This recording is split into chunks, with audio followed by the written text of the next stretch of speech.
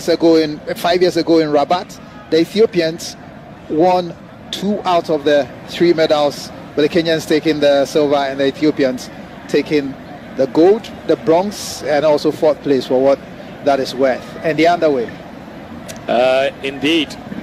So the final of the women's 3,000 meter steeplechase. So this is where the steeplechase event is where they go over hurdles and into ponds and out.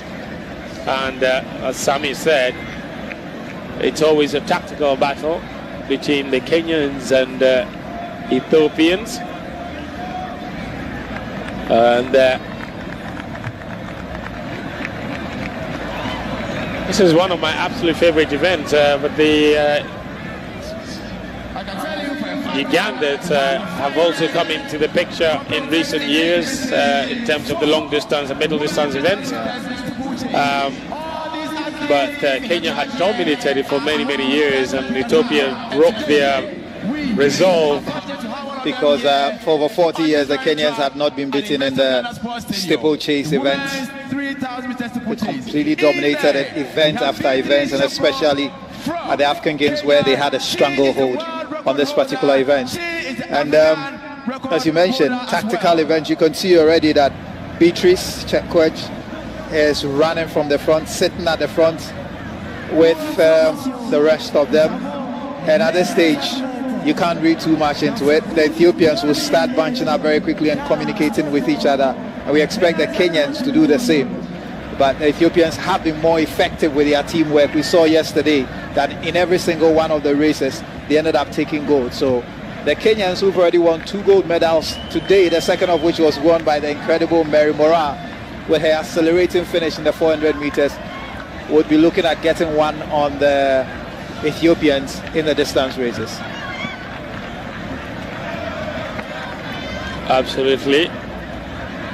And as they round another bend, it's still BEATRICE CHEPKOECH who is up front there, and sitting on her shoulder right there is Chemutai Peruth of Uganda, with the Ethiopian trio behind them,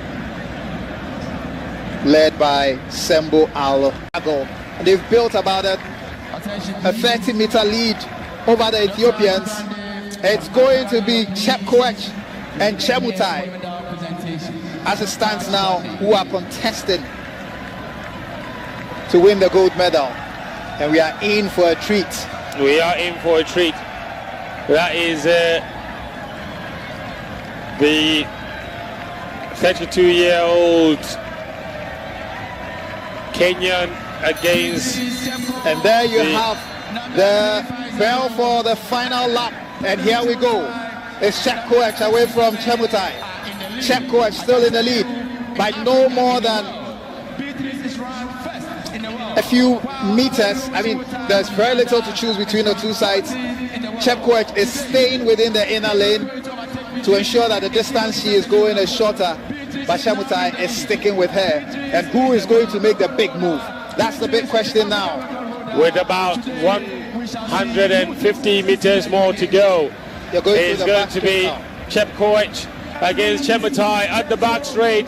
This is going to get really exciting and really chaotic very shortly, because it doesn't look like Chemutai is going to into the last pond and out onto the home straight, but it's CHEPKOECH who is opening up the distance. Chemutai just doesn't seem like she has enough to catch up.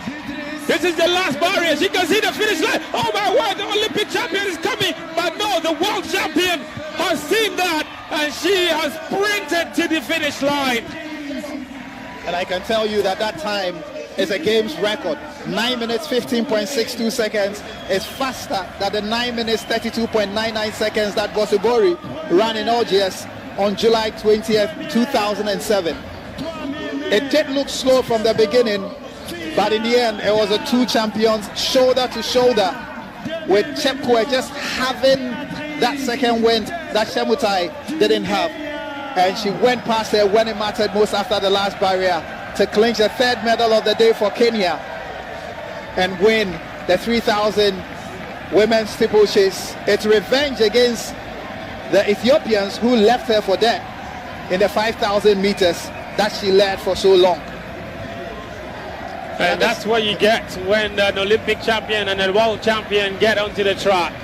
Its records go down, and more than 15 seconds have been slashed off the previous African Games record. That is huge indeed. It's a special race from Chepkoech and Chemutai. Big credit to the two of them, the world champion just pipping the Olympic champion to the finish line.